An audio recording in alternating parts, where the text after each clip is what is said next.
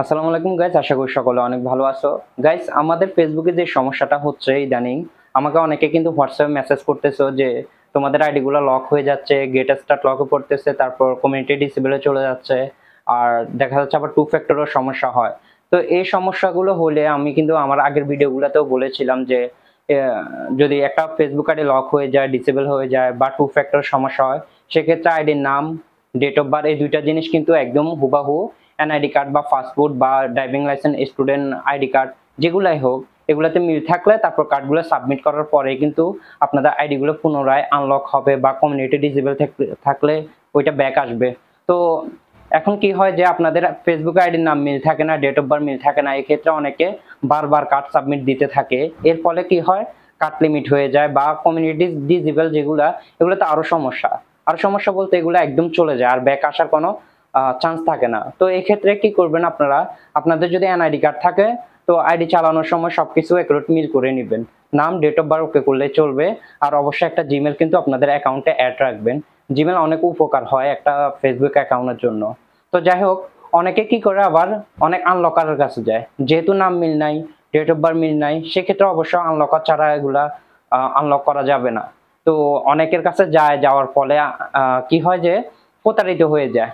আমাকে এমনও লোকে বলেছিল যে আনলক করার জন্য দিয়েছি, যে টাকা দিয়ে আনলক করব বলছি ওইটা মেরে দিছে, উল্টো আরো টাকা চাচ্ছে, আইডিও নিয়ে গেছে।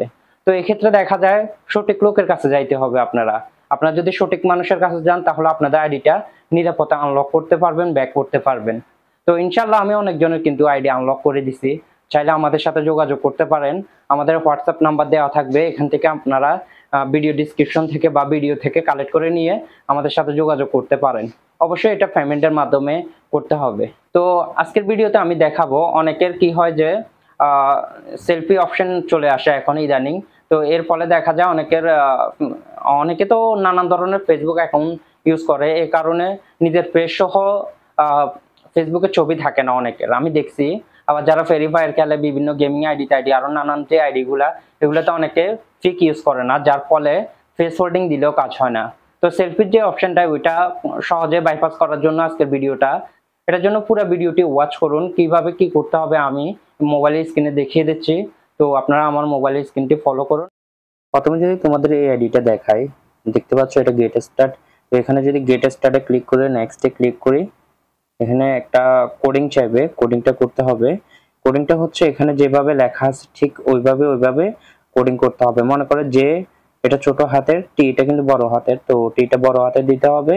তো এরকম করে এখানে যেরকম আছে সেম সেম দিতে হবে। সেম সেম দেওয়ার পরে জাস্ট কনফার্মে ক্লিক করলে এরকম একটু লোডিং করবে। তো লোডিং এর ক্ষেত্রে অনেক আইডিতে তাড়াতাড়ি লোডিং করে, অনেক আইডিতে লেট করে, নেট কানেকশন ভালো থাকা সত্ত্বেও।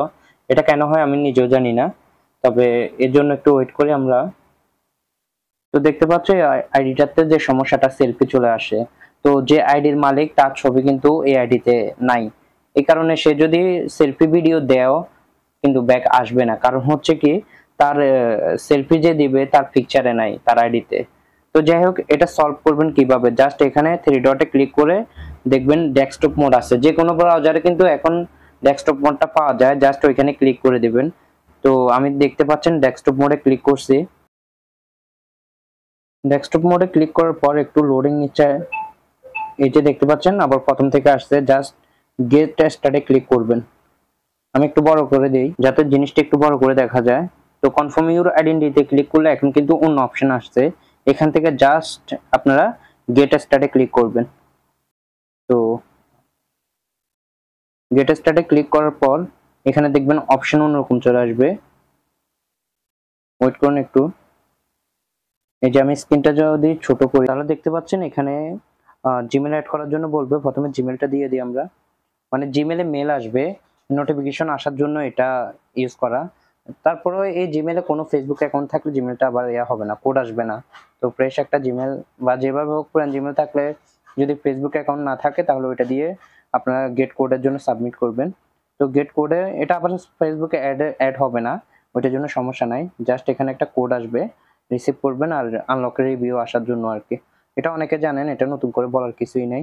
তো এখানে কোড চলে আসবে এখন, আমি জিমেলটা বসাই দিই ঠিক মতো করে।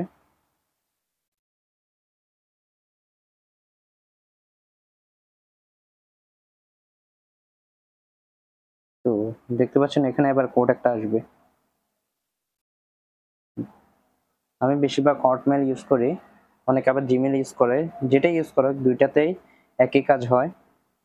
তো কোডটা এখন চলে আসবে, এই যে এখন আসেন, এই যে চলে আসছে। এই যে এটা কপি করে নিয়ে জাস্ট এখানে যদি বসাই দেই, এখানে যদি জাস্ট পেস্ট করে দেই, নেক্সট। তো দেখতে পাচ্ছেন আমাদের কিন্তু কার্ড সাবমিট দেওয়ার 3টা অপশন চলে আসছে। একটা হচ্ছে ইউজ ওয়েবকাম, আরেকটা হচ্ছে upload photo from your computer, আর একটা আছে upload from your mobile drive. তো এখান থেকে আমরা যদি লাস্টের মধ্যে যাই, লাস্টের মধ্যে কি আসে আমি তো জানি না, একটু চেক করে নেই। তো এখানে নেক্সটে ক্লিক করে যদি, এখান থেকে সরাসরি গ্যালারিতে যাওয়া যাবে না, আমরা ব্যাক চলে আসবো এখান থেকে। তো এখানে মধ্যখানে এটাতে যাব, আপলোড ফটো ফ্রম কম্পিউটার। এটার মধ্যে যদি যাই, আমি আবার দেখাই, মধ্যখানে এটা বাদ, নিচেরটা বাদ, নিচেরটাতে ফটোর অপশন আসবে না। তো জাস্ট আমরা মধ্যখানে এটাতে ক্লিক করব। এটা যদি নেক্সট করি, দেখতে পাচ্ছেন এখানে পাসপোর্ট, ড্রাইভিং লাইসেন্স, তারপর আইডি কার্ড, ম্যারেজ সার্টিফিকেট আর স্টুডেন্ট কার্ড, আধার কার্ডের অপশন আছে।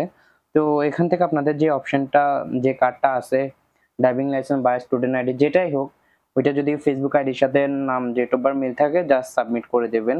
তো এখানে আমি আর পুনরায় রিভিউ আসবে, তারপর আনলক করে দেখাবো এরকম কিছু না। এখানে জাস্ট দেখাচ্ছে কিভাবে কার্ডটা সাবমিট করবেন, কিভাবে অপশনটা চালু করবেন। তো সবাই ভালো থাকবেন, সুস্থ থাকবেন। আর ভিডিও যদি বুঝতে সমস্যা হয় অবশ্যই কমেন্ট করবেন, মেসেজ করে জানাবেন।